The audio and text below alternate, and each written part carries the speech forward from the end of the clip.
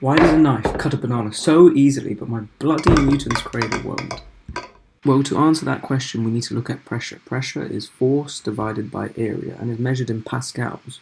Before I begin to answer why this happens, let's establish the fact that I will apply the same force of hatred on both the bananas because they're not yellow enough and they're fucking incompetent. In the knife's case, the pressure is really, really high. That's because the area is very, very small. That's because a knife is sharp, it's thin, it's very small. That's why it's good at what it does, because the area of contact with the banana is very, very small.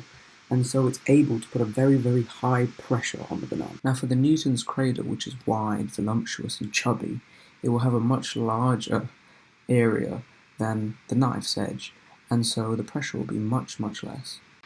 These differences in the pressure between the knife and the Newton's cradle mean that there is a difference in the force per unit area being applied on the two different bananas. The knife, which applies high pressure, has a high force per unit area which can break the bonds in the banana, where the Newton's cradle cannot.